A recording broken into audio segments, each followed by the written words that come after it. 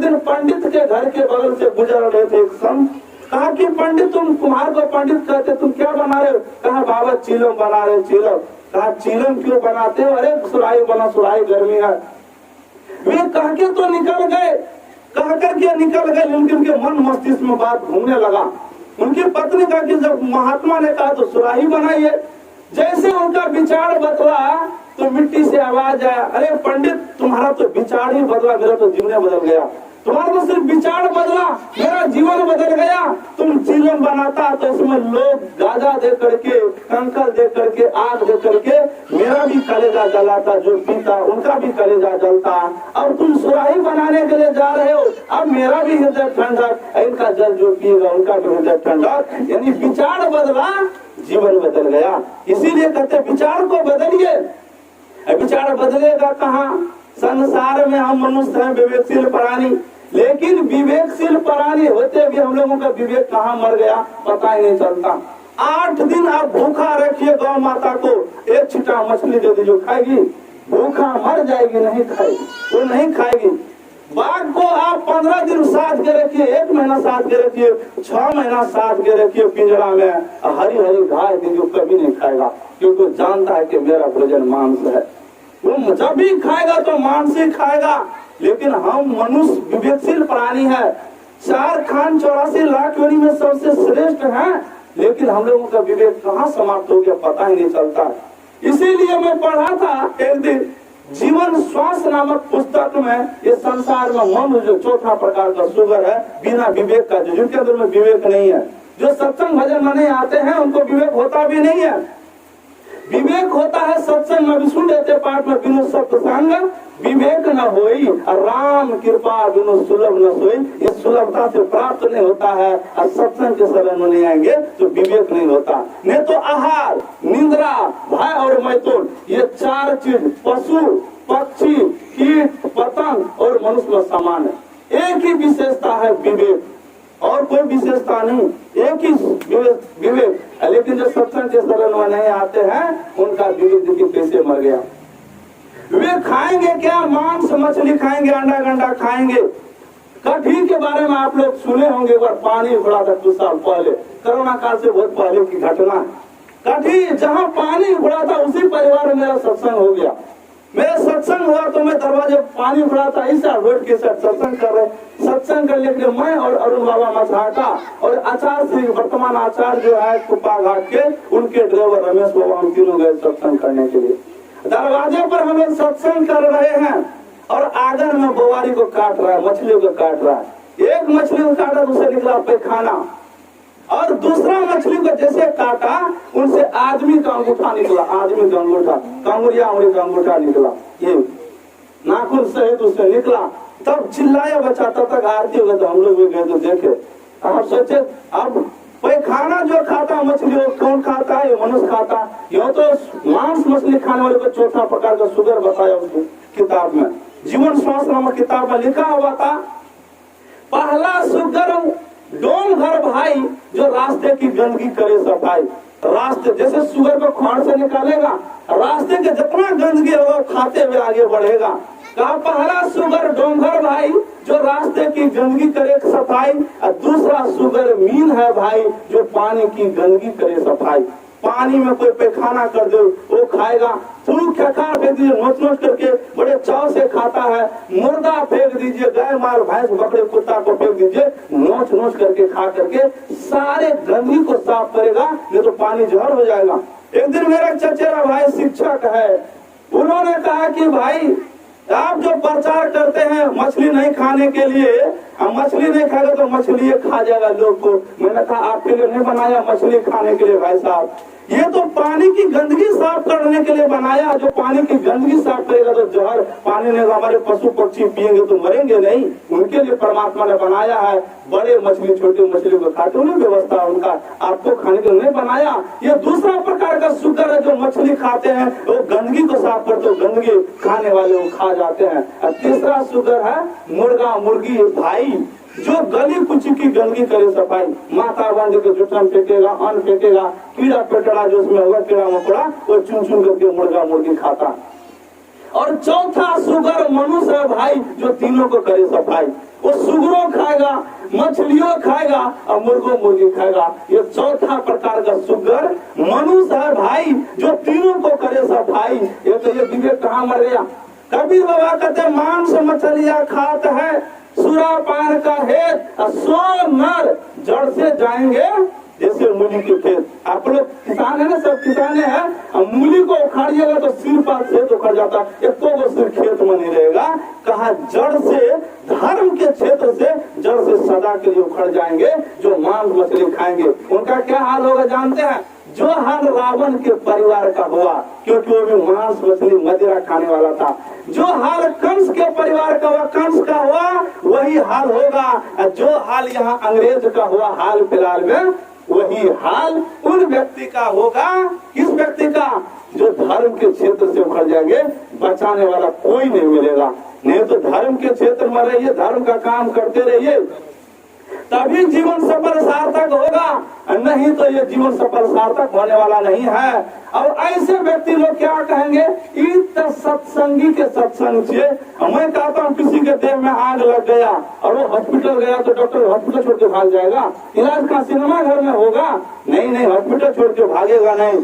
मांस मछली खाने पीने जब उसका खान पान बिगड़ा हुआ है, ऐसे मनुष्य भी सत्संग में आएंगे तो साधु महात्मा मन छोड़ करके नहीं भागेंगे।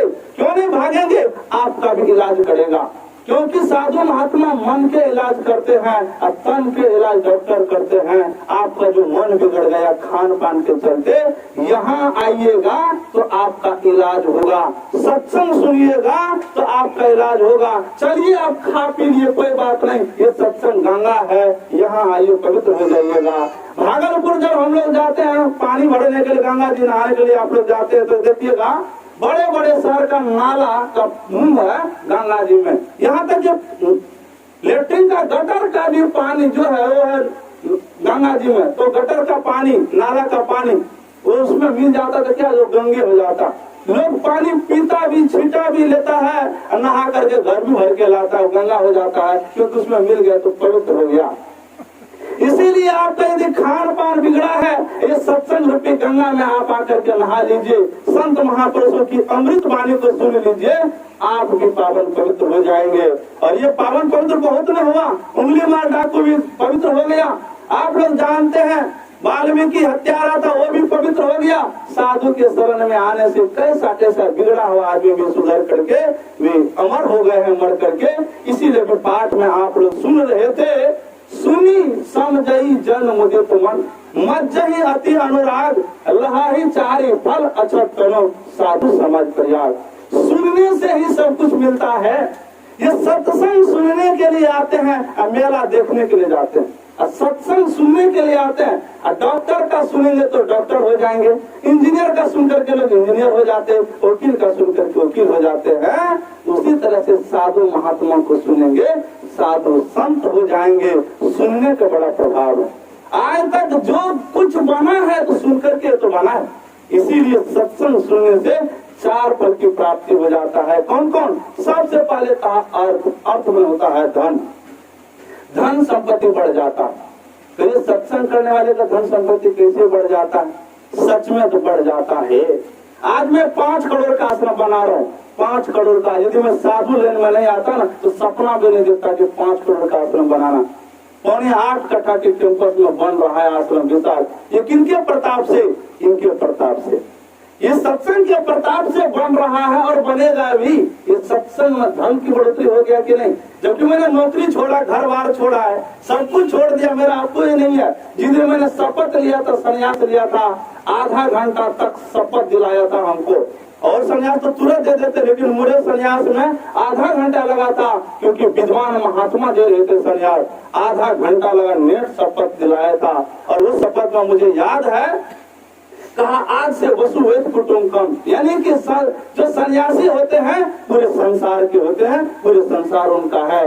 आज से ना तो अपना कोई है आपका, ना कोई पराया है, सब आपका है, सबके आप हैं। और उसी थॉट पर चल रहा हूँ। अब बात भी सही है, साधु सन्यासी का पूरे संसार है। एक घर को छोड़ा तो लाखों करोड़ों घर उन्हीं का है। सब एक माँ बहन को छोड़ा तो संसार में देखिए कितने माँ बहन है। साधु के लेन में जो आता है प्रत्यक्ष फल मिलता है। भगवान बुद्ध से एक बार पूछा एक राजा ने, क्या साधु बनना प्रत्यक्ष फल है? कहा राजा पहले मैं आपसे एक सवाल पूछता हूँ, उनका जवाब दीजिए। कहा कि आपका कोई दास, आपका कोई नौकर यदि भिक्षु बन जाए, साधु सन्यासी बन जाए, और वह जो आपके घर आए तो आप क्या कीजिएगा?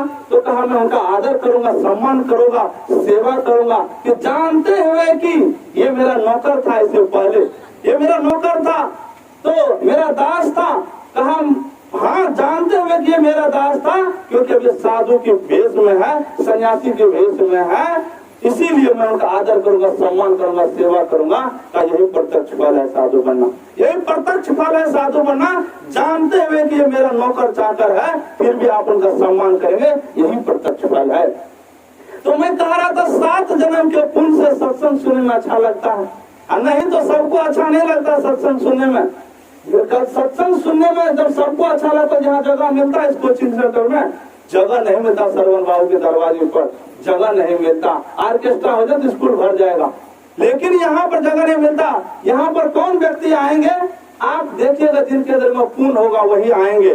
यदि आप जाते हैं बाजार, किराना मनिहारा में जितना भीड़ रहता है, मच्छी बाजार में, सब्जी बाजार में जितना भीड़ रहता है, उतना भीड़ आज तक देखे सोना चांदी दुकान पर, सोना चांदी दुकान पर उतना भीड़ गिने चुने लोग, नहीं तो कोनो तो खाली रहता है। क्यों नहीं वहाँ जाता है? कि सोना के लिए अधिक पूंजी की आवश्यकता है। जिनके पास अधिक पूंजी वही सोना दुकान पर जाते हैं सोना खरीदने के लिए। उसी तरह से पूर्ण रूपी पूंजी जिनके पास में होगा वही सत्संग में आएंगे। पूर्ण पूंजी बिना मिले ही नहीं संता। संत महापुरुषों का दर्शन बिना पूर्ण रूपी पूंजी से नहीं होता। 14 जन्म का पुण्य जब एकत्रित होता है तब ऐसे सच्चे सतगुरु का ज्ञान प्राप्त होता है, जिस ज्ञान को प्राप्त करके जीव का परम कल्याण होता है। नहीं तो कान फूकने वाला गुरु तो ढेर मिलेगा, मड़वा का 2 बार भी मड़वा नहीं मिलता। उतना गुरु मिल जाता है कान फूकने वाला, भरमाने वाला। सच्चे सतगुरु का खोज ऐसे नहीं प्राप्त मिलता है। सच्चे सतगुरु का खोज करने पर 14 जन्म का पुण्य एकत्रित होगा तब मिलेगा। 21 जन्म का पुण्य एकत्रित होता तब कोई साधु सन्यासी होते। ऐसे जीते जी मुक्ति नामक ग्रंथ में लिखा हुआ था। उसके सबसे अंतिम पृष्ठ पर लिखा हुआ था, जो दीक्षा लिए तो सब सत्संगी कहलाते हैं, चाहे वो स्त्री हो या पुरुष, चाहे गाने के लिए आवे या ना आवे, बजाने के लिए आवे ना आवे, प्रवचन करने के लिए आवे ना आवे, लेकिन उनका पोस्ट बड़ा ऊंचा हो जाता है। क्यों? अब वो सांसारिक नहीं रहा। जो गुरु के शरण में आ गए वो क्या हो गए? सत्संगी। सत है परमात्मा, उनके संगी हो गए और उनके चक्रवर्ती सम्राट से उनका ऊंचा पद हो गया। लोग समझ नहीं पाते। लिखा हुआ था चक्रवर्ती सम्राट होना उतना अच्छा नहीं होता जितना एक सत्संगी होना अच्छा होता है। चक्रवर्ती सम्राट के साथ राज करना भी गुनाह है, न जाने कब कब रुला दे। संतों के साथ भीख मांगकर रहना भी अच्छा है, न जाने कब ईश्वर परमात्मा से मिला दे।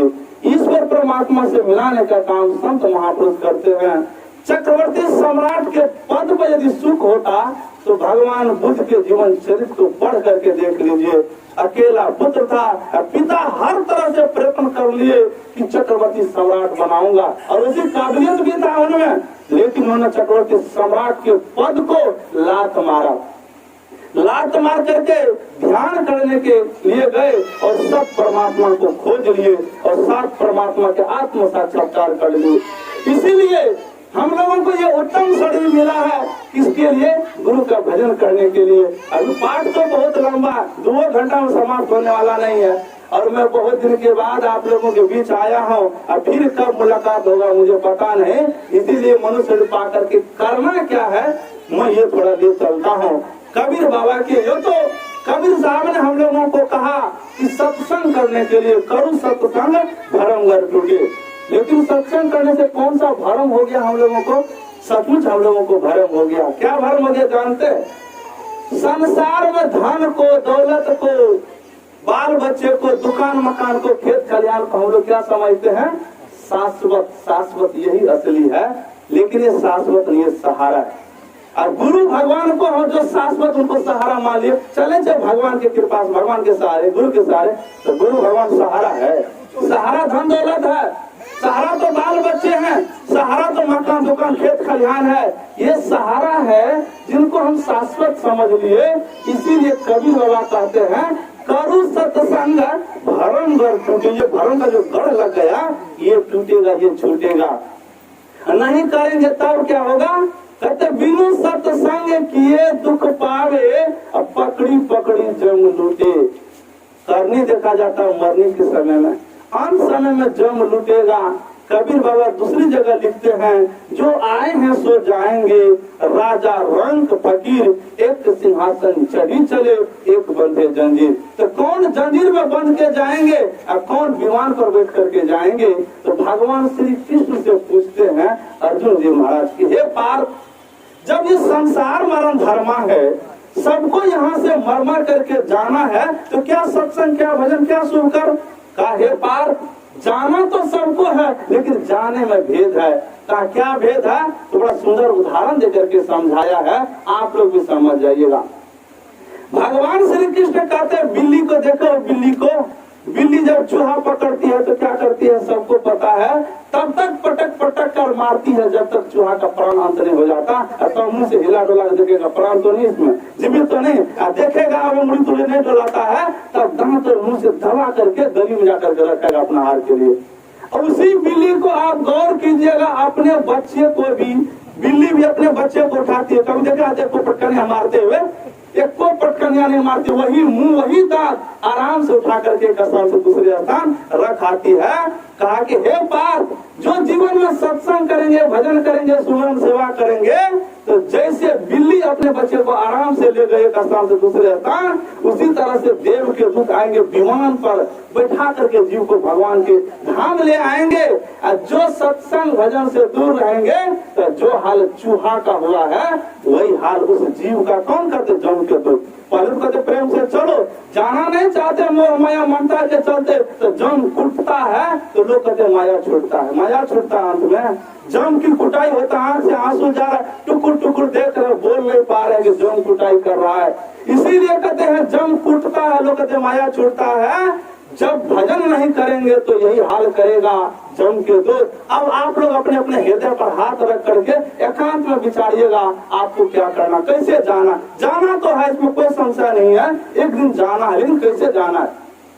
जम के हाथे मार खाते हुए अंधकार में नरक में जाना है, या कि देव के विमान पर बैठ करके भगवान के धाम को जाना है? यदि भगवान के धाम जाना है तो आपको सत्संग भजन करना पड़ेगा।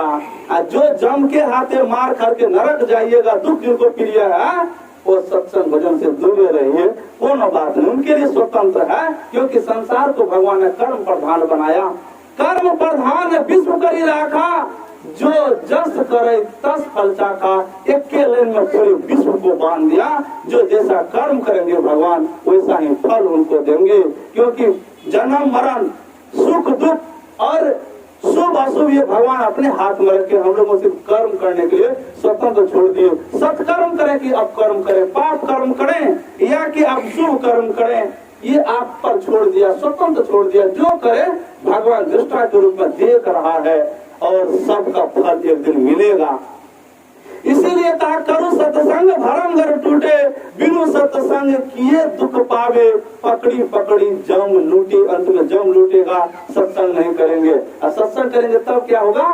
तो कहते सत्संगति सब विधि सुखदाई, पाप अगर या फूटे। कहते जो सत्संग करेंगे, सत्संग करने वाले का सब विधि सब जगह सुख है, यहाँ भी सुख। हमारे परम महाराज गुरु महाराज पदावली में लिख दिए हैं, चलत पंथ सुख होत महा है, जहाँ अजर झरते अमृत ध्वनि की नवत झरत बड़ भागी सुनते। सुनत लखत सुख लहत अद्भुति में ही प्रभु मिलते, अद्भुत अंतर की डगरिया जहाँ पर चलकर प्रभु मिलते। प्रभु को पाना चाहते हैं, अपने अंदर के डगर पर चलना पड़ेगा, और महासुख के भागी बनना चाहते हैं तो साधन भजन करना पड़ेगा। इसीलिए का यहाँ भी सुख। अब भगवान श्री कृष्ण कहते हैं मरने के बाद मेरे लोक में अपार सुख को भोग करके फिर योगी पुण्य तो श्रीमान के घर में जन्म पाता है। जैसे अभी द्रौपदी मुर्मू ने पाई है। द्रौपदी मुर्मू आदिवासी महिला है, भारत के सबसे ऊंचे कुर्सी पर 25 जुलाई को बैठी है। मोदी जी से भी ऊंचे कुर्सी पर बैठी है द्रौपदी मुर्मू, जबकि उनका बेटा 25 साल की उम्र में मर गया, दूसरा बेटा भी मर गया, पति भी मर गया। सत्संग को कभी नहीं छोड़ी, सत्संग के प्रभाव से ही आज वो राष्ट्रपति बनी है। राष्ट्रपति भवन में शपथ लेते हैं सबसे पहले कहा खान पान को आप लोग संभालिए, आज के बाद यहाँ किसी भी प्रकार का नस्ली पदार्थ का सेवन नहीं होगा, मांस मछली कोई नहीं खा सकता, ऐसे कानून बना दिया। अब वो संसद में कोई नहीं खा सकता मांस मछली, जो पहले उदारता के साथ में करता था, जाते कानून बनाया। और मैं उनके जीवन चरित्र को पढ़ा हूँ, वे अभी भी ब्रह्मा कुमारी से जुड़ी हुई है, एक नंबर की सत्संगी है, अभी बहुत जगह जाकर के प्रवचन करती थी। लेकिन आज के सत्संग के प्रभाव से जो भगवान श्री कृष्ण ने कहा योगी कुल जन्म में होगा, नहीं तो श्रीमान के घर, श्रीमान के मतलब श्री बने होता है लक्ष्मी, जिनके पास में लक्ष्मी की कमी है। अब भारत के सारे संपत्ति दूरी का है, राष्ट्रपति उनके पास में कौन कमी है, ये सत्संग के प्रभाव से प्राप्त होता है। जो भी पाठ में भी आप सुन चुके हैं, मति किरति गति भूति भलाई, जब जहाँ जतन जे पाई, सो जानब सत्संग प्रभाव, लोग कहूँ वेद न पाओ। दुनिया में दूसरा और कोई उपाय नहीं है, एक ही मूल में है सत्संग। मति भी अच्छा रहेगा, संसार में कीर्ति भी फैलेगा, मरने के बाद में सदगति भी होगा, और समाज में भला आदमी बन करके भी जीवित रहिएगा। और अंत में क्या, मति किरति गति भूति भलाई, यानी कि ऐश्वर्यवान होकर के भी जीवन को बिताइएगा। ये पांचों चीज चाहिए, सत्संग कीजिए। यही जान करके हम लोग भी सत्संग कर रहे हैं, आप लोगों को भी सलाह देते सत्संग करने के लिए। हमारे गुरु बाबा ने कहा जहाँ रहो सत्संग करो, स्वयं सीखो, औरों को भी सीखो, जो उनको भी लाभ हो। जो लाभ लेना चाहते हैं वे सत्संग करेंगे। इसीलिए कबीर बाबा कहते जो सत्संग करते हैं उनको तीनों जगह सुख है, तीनों जगह हाथ में लड्डू, यहाँ भी मरने के बाद भी और वहाँ से आने के बाद भी हर जगह हाथ में लड्डू ही लड्डू है। सत्संग करने वाले के जीवन में दो चीज कभी नहीं आता, कौन कौन, दुख दरिद्र निकट नहीं आवे, काल जाल भर्म छूटे। दुख और दरिद्रता उनके निकट नहीं आता है। कहिएगा सत्संग को दुख होता, जो पूर्व में किया है जमा है वो भोग रहा, अभी करेगा तो आगे नहीं होगा। उनके जीवन में दुख और दरिद्र नहीं आएगा, दरिद्रता कभी नहीं आएगा, दुख भी नहीं आएगा। अभी सत्संग करेगा तो जमा होता है। जैसे पहले धान की खेती की, अभी चावल ग्राम में है, निकाल करके खा रहे, अभी करे तो आगे मिलेगा, ऐसे ही कर भी होता है, ऐसे अभी करेंगे तो आगे मिलेगा। इसीलिए कहा दुख दरिद्र निकट नहीं आवे, काल जाल भर्म छूटे। कहे कबीर, वहाँ पर कहते कोई कोई हंसा विवेकी जियारा, ज्ञान रतन धन लूटे। ये जो असली धन है ना, ये सत्संग रूपी धन, जो हमारे गुरु बाबा ने कहा दृढ़ भजन धन ही खास हो, फिर त्रास क्या करे। मीराबाई क्या कहती है, पायो जी मैंने नाम रतन धन पायो, वस्तु अमोल का दी मेरे सतगुरु, कृपा कर अपनायो। पायो जी मैंने नाम रतन धन पायो। क्या कहते, पायो जी मैंने नाम रतन धन पायो। वस्तु अमोल जिनका कोई मोल नहीं लगा सकता है, कौन दिया, कृपा करके अपनायो, गुरु दिए। गुरु हम लोगों को भी मंत्र दिया है, और ये मंत्र में बड़ा सामर्थ्य है। जो मीराबाई को असली धन मिल गया, ये मंत्र ही मिला था उनको भी। पायो जी मैंने नाम, यही जो नाम है, नाम भजन, नाम रतन धन पायो, वस्तु अमोलक दी मेरे सतगुरु, कृपा करी अपनायो। खर्चे नहीं कोई चोर नहीं लेवे, दिन दिन बढ़त सबाई। यानी कि इसको कोई चोर चुराने वाला भजन को नहीं है। आप पढ़ लिए विद्या बांटेगा तो दिया नहीं बांटेगा, भजन करेंगे कोई बाल बच्चे भी नहीं बांटेगा, ये आपके संग जाएगा। धन संपत्ति कमाइएगा बांट लेगा, सब यही छूट जाएगा, लेकिन भजन आपके संग जाएगा। सिर्फ भजन जाता है, सत्संग का जो पुण्य है वे आपके संग जाएगा। और ये कभी खर्चा नहीं होता है, जन्म मरण के चक्कर छुड़ा करके ये छूटता है। नहीं तो करते खर्चे नहीं कोई, चोर नहीं लेवे, दिन दिन बढ़त सवाई, ये दिन दिन बढ़ता है। और हमारे गुरु बाबा भी कह दिए, मुक्ति मार्ग जानते, हम लोग सब मुमुक्षु हैं, मुक्ति पाने के लिए सत्संग भजन करते हैं। मुक्ति मार्ग जानते, साधन करते, नित्य सत्य चित्त जग में रहते, दिन दिन अधिक वैराग प्रेम सत्संग सो करते।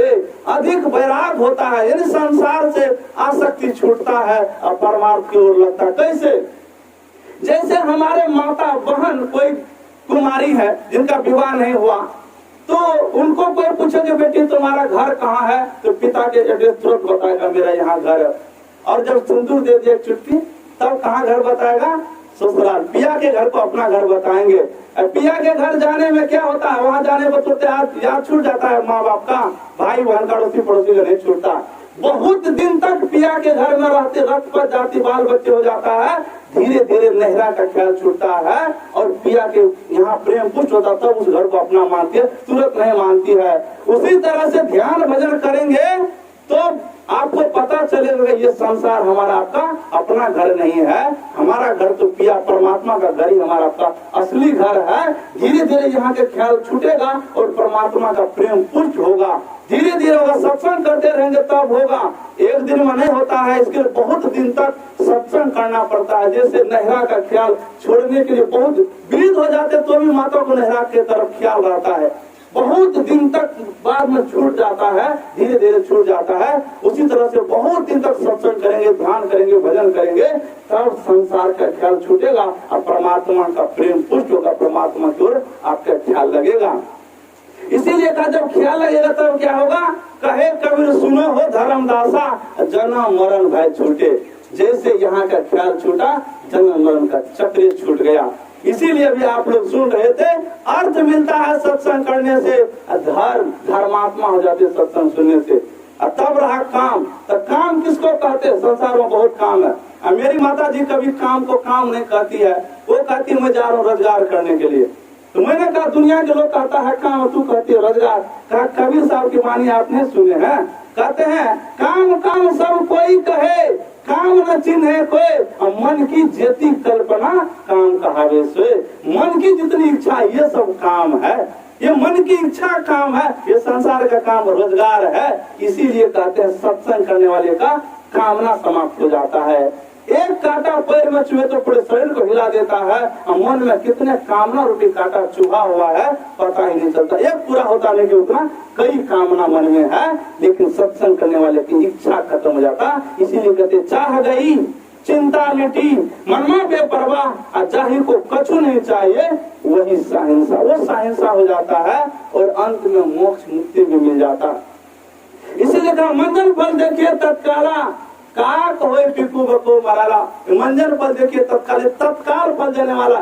तत्काल कैसे फल देता है, अभी सत्संग सुन तो तत्काल फल मिल रहा है, ज्ञान प्राप्त हो रहा है, पुण्य भी हो रहा है। कहत सुनत सुख मुझे परमार्थ हो, मुझे कहते भी सुख, आपको सुनते भी सुख, और हम दोनों का परमार्थ भी बन रहा है, हम दोनों का बराबर पुण्य हो रहा है। ऐसा नहीं कि हम चौकी पर बैठ करके आपको सुना रहे तो बेसी पुण्य होगा, नहीं नहीं। कबीर बाबा कहते बराबर है, चौकी पर बैठ करके चौकीदार कहते आप तो जमीन पर बैठ के जमींदार है, तो जमींदार का भले के चौकीदार का काम है निगरानी करना, थोड़ा ऊंचा पर बैठ करके। इसलिए कहता हूँ कि पहले जमाना में माइक की व्यवस्था नहीं था, ऊंचा जगह पर कहते तो दूर तक लोग सुनते थे, और यहाँ से बैठ कर निगरानी करते कि उनका ध्यान मेरे तरफ है, कि घर के तरफ ध्यान है, कि कुट्टी सानी लगाना है, तो वहाँ पर रोपड़ी हो रहा है, पटवा छुट रहा है। यहाँ से हमें पता चलता है, वक्ता श्रोता का नजर मिलता है, तब समझ में आता है। इसीलिए दोनों को बराबर पुण्य मिलता। कहत सुनत सुख उपजे और परमार्थ हुए, दोनों का परमार्थ भी बन रहा है और अभी सुख भी हो रहा है हृदय में। इसीलिए सत्संग तत्काल फल देने वाला है। मंजन फल देखिए तत्काला, काक होए पिको बको मराला। यानी कि कौवा के जो बोलने वाला, कर्कशा बोलने वाला व्यक्ति है, सत्संग के शरण में आ जाए तो हमारे विजय बाबू जैसे कोयल के जैसे बोलने के लिए सीख जाएंगे। अभी इनके पिताजी और इनके, आप लोग प्रवचन को सुनिए, आप ही लोग के समाज के रहने वाले हैं, कितनी अच्छी अच्छी बात आप लोगों को सुना रहे थे, मैं भी सुन करके गदगद हो रहा था। क्यों, सत्संग के शरण में है, इसीलिए ऐसे इनके भाषा हो गए, ऐसे इनके अंदर में ज्ञान हो गए। इसीलिए तत्काल फल देता है। कर्कशा बोलने वाले व्यक्ति भी सत्संग के शरण में एक एक शब्द को भी सुनेगा, एक दिन में एक ही शब्द सुना तो 365 शब्द एक साल में सीख जाएंगे, और कई बरस करेंगे तो कितना स्टॉप हो जाएगा। इसीलिए अनपढ़ व्यक्ति भी सत्संग के शरण में जाते हैं तो सत्संग के बहुत बात सीख लेते हैं, क्योंकि साधु महात्मा बड़ी सरलता से समझा देते हैं बात को कि इनसे क्या लाभ होने वाला है। इसीलिए कहा जो मांस मछली खाने वाले बोगला को देखे तभी सूखा जगह पर ध्यान लगाते हुए, जब लगाएगा तो मछली वो पानी में लगाएगा। कहते ऐसे मांस मछली खाने वाले व्यक्ति भी सत्संग के शरण में आएंगे तो क्या हो जाएंगे, हंस की तरह। हंस है सरस्वती मैया के वाहन। यदि हंस को दूध और पानी मिला करके दे दीजिए, दूध को पी लेगा, हंस पानी छोड़ देगा। उसी तरह से बहुत दिन सत्संग कर लेंगे तो ज्ञान हो जाएगा, मांस मछली छोड़ करके वह भी भगवान की भक्ति में लग जाएंगे। इसीलिए बड़ा लाभ होता है। और आप लोग सुन रहे थे वाल्मीकि के बारे में, अगस्त मुनि के बारे में, नारद जी के बारे में। ये लोग अपने अपने मुख से अपनी अपनी कथा सुना रहे हैं। कहने सुनने की बहुत बात है। 5 बजे तक समय निर्धारित था, 5:01 हो गया। थोड़ा समय मैं आपका और लूंगा। एक सोहर के माध्यम से मैं अपने वाणी को विराम की ओर ले जाऊंगा और फिर कभी मौका मिलेगा आप लोगों की सेवा में हाजिर हो जाऊंगा। कबीर बाबा का सोहर एक मनुष्य को चेताए हैं, चेतो मानो सतान पाई के गुरु के भजन करो हे, सखी है फिर न मिलता ऐसन दे से, तन धान छुटी जई पहे, सखी है फिर न मिलता ऐसन दे से, तन धान छुटी जई पहे। सखी शब्द जहाँ जहाँ प्रयोग होगा इसमें सखी कहते जीव को। सखी है फेरों में मिलता ऐसा देश दे, तन संबंधी जो धन है सब छूटी जे तो है। तो क्या करो, गुरु के भजन करो। ये गुरु का भजन ये संग जाने वाला है, धन छूटने वाला है, ये धन सब बिनसने वाला है। खाया पिया अंग लगेगा, दान पुण्य किया हुआ संग चलेगा, बाकी सारे संपत्ति में जंग लगेगा, बाकी सारे संपत्ति में जंग लगने वाला है। लेकिन ये तो धन को ट्रांसफर कर लीजिए अभी जीवन काल में। बगले में नेपाल है, नेपाल में चलता है भारत का पैसा, वहां जाते तो ट्रांसफर करना बदलना पड़ता। मैं भी कई देश गया हूँ गुरु महाराज की कृपा से, भारत का पैसा दूसरे किसी देश में नहीं चलता। अमेरिका जाइए वहाँ डॉलर में कन्वर्ट करना पड़ता है, यूरोप जाइए पाउंड में कन्वर्ट करना पड़ता है। भारत का पैसा दूसरे देश में नहीं चलता।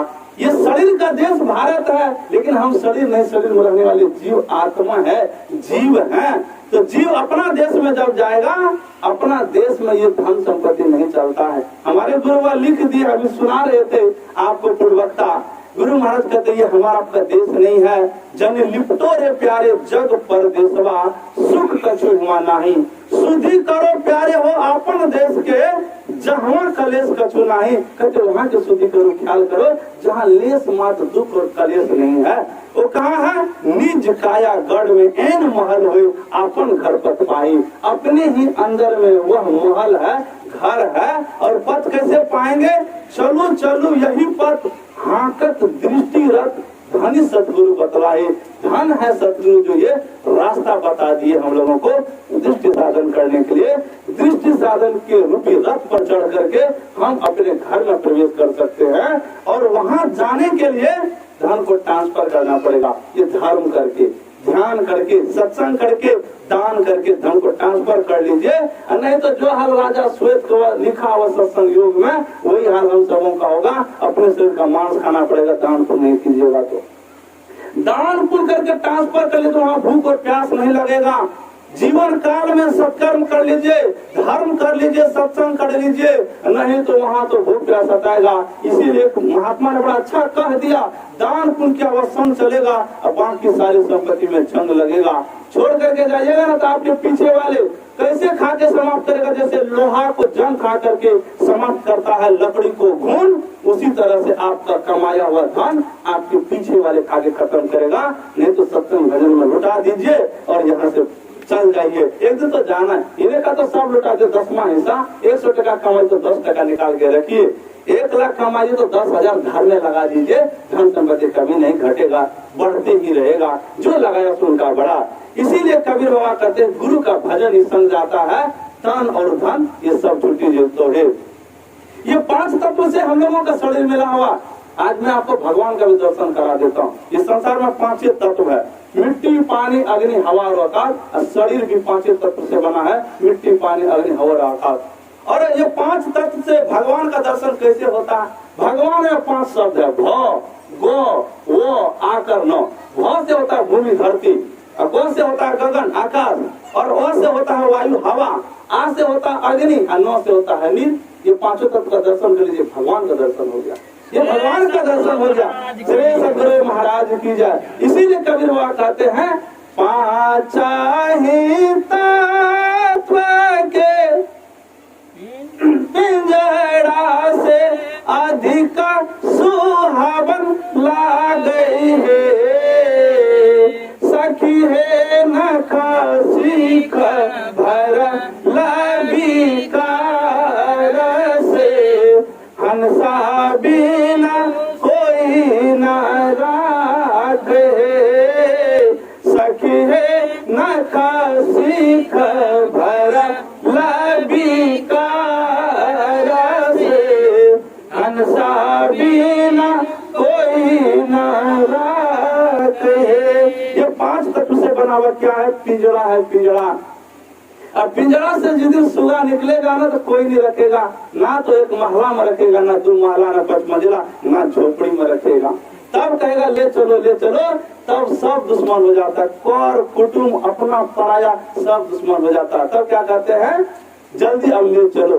फोटो में परिवार तोरा दुश्मन है तो है, सखी है खोली ले तो कान हो के स्वन सुंदर तान माटी मिले तो है, सखी है खोली ले तो कान हो के स्वन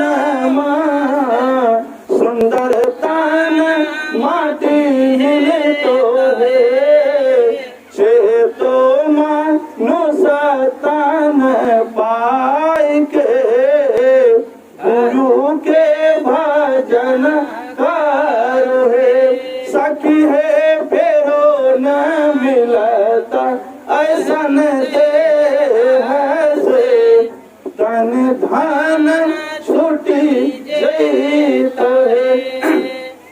ये धन जाएगा नहीं, गहना पहने है ना तो ये खोल लेगा, देगा क्या? छोटिया भटिया तकिया दे देगा जो उनके काम का नहीं है, ये सब देगा। 60,000 के पलंग पर सोए तो देता है? कोई नहीं देता। 2,000 का चौकी दे देता तो 60,000 के कहां से देगा? इसी से समझ लीजिए प्रेम आपसे नहीं है, आपके ऊपर पट्टी आपके धन से है। इसीलिए धन का सदुपयोग कर लीजिए। अंत में कुछ जाने वाला जाएगा क्या? यहाँ कबीर बाबा कह दिए हैं जाएगा क्या? पहले तो थोड़ा देर रोना धोना चलता है।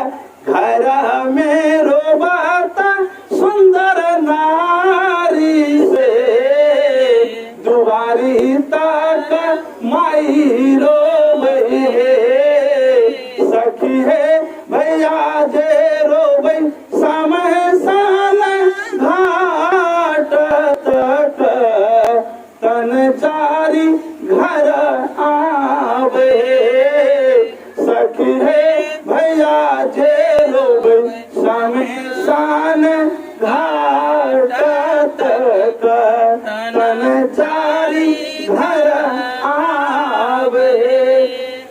ये रोना धोना कुछ दिन चलता है, सब भूल जाता है, लेकिन याद किनको रहता है? गहिले तो पतिव्रत धार में से, नित्य सात संग कर है, सखी है ये हो गहना तो तोरा काम से, जाइबा अमर पूरा है, सखी है ये हो गहना तो तोरा काम से, जाइबा अमर पूरा है। कौन गहना जाएगा? ये सत्संग रूपी गहना, ज्ञान रूपी गहना। मीराबाई अपनाई तो मर करके अमर हो गई। चित्तौड़ राजस्थान के रहने वाली सहजो बाई अपनाई तो मर करके अमर हो गई। दक्षिण भारत की जाना बाई अपनाई तो मर करके अमर हो गई। सबरी माई अपनाई तो मर करके अमर हो गए। पलटू साहब अपनाए, दादू दयाल जी महाराज अपनाए, ज्ञानेश्वर जी महाराज अपनाए, तुकाराम जी महाराज अपनाए, महर्षि मिहिर ब्रह्म जी महाराज जो इस ज्ञान रूपी गहना को अपनाए है, सत्संग रूपी गहना को अपनाए, तो मर करके अमर हो गए। इसीलिए कहते गही ले तू पतिव्रत धर्म से नित्य सत्संग करो है। पतिव्रत धर्म मतलब एक निष्ठ भक्ति को पतिव्रत भक्ति कहते हैं। पतिव्रता भक्ति एक निष्ठ, इनके थोड़ा दुर्गो काली भगवती हो, नहीं एक निष्ठ भक्ति। द्रौपदी की रक्षा तब किए भगवान आकर के जब एक निष्ठ द्रौपदी हुई भगवान पर। जब तक उनके अपने पति पे ख्याल था, दादा गुरु द्रोणाचार्य विश्व पिता पर था, द्रोणाचार्य कृपाचार्य पर था, तब तक रक्षा नहीं किए भगवान। उठते थे फिर जाकर के बैठ जाते थे। रुक्मिणी मैया कहती थी आप जाते बैठ जाते का भक्त तो मुझे याद करता है, याद करती है, लेकिन ख्याल है पति के तरफ, संसार के तरफ, इसीलिए नहीं जाते हो। जब देखा कि अब अपना भी बल काम नहीं कर रहा है, तब समर्पण कर दी, हे द्वारकानाथ अब मेरे लाज हरो, अब लाज हरो द्वारकानाथ। तब साड़ी है कि नारी है, नारी बिच साड़ी है कि साड़ी बिच नारी है, भगवान साड़िये बन गए। क्योंकि भगवान तो सर्वव्यापी है, साड़िये बन गए। दुशासन खींचते खींचते साड़ी का पहाड़ लग गया। 10,000 हाथी का बल रखने वाले दुशासन खींच के थक गया, साड़ी खत्म नहीं हुआ। कब? जब एक निष्ठ हुई तब। इसीलिए एक गुरु की भक्ति कीजिए, एक निष्ठ भक्ति, तब तो आपका अनिष्ट नहीं होगा। नहीं तो थोड़ा घर हो, थोड़ा बाहर हो, थोड़ा दुर्गो काली भगवतियों करते रहिएगा, अनिष्ट होता रहेगा जीवन में। एक निष्ठ हो जाइए, आपको कुछ नहीं बिगड़ेगा। गुरु हमेशा है, हर जगह है। हम लोग तो कभी कभार कह देते अव्यक्त, गुरु है व्यक्त। गुरु नाम है ज्ञान का, वो तो व्यक्त है, अव्यक्त कहा जाता है, लेकिन अव्यक्त नहीं व्यक्त है।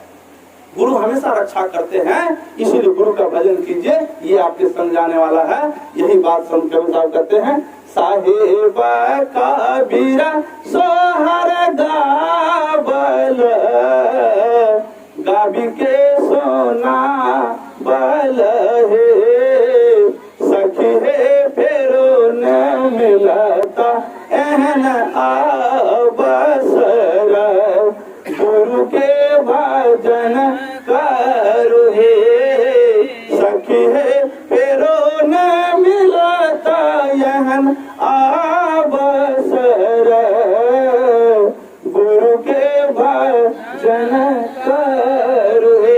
पहले क्या कह दिए? सखी है फेरो न मिलता ऐसा देह से तन धन छुट्टी देते हो हे, और अंत में क्या कह दिए? सखी है फेरो न मिलता यह अवसर, जो अवसर मिला हुआ है गुरु के भजन करो। फिर नहीं ये अवसर मिलेगा, ये अवसर प्राप्त है। भारत भूमि में जन्म हुआ, मनुष्य का शरीर मिला है, और सच्चे सदगुरु का ज्ञान प्राप्त हुआ, इसीलिए अवसर प्राप्त है। अवसर का लाभ उठा लीजिए, नहीं तो अंत में रोना और पछताना पड़ेगा। अभी यदि बात नहीं मानिएगा तो कबीर बाबा कहते कहत कबीर कहवे करवा, तू नहीं करवा तो हम की करवा। बैल आता है बहने के लिए और साधु आता है कहने के लिए। कहिएगा तो ठीक, नहीं तो बैल का जो दुख हाल है वही हाल संसार का होने वाला है।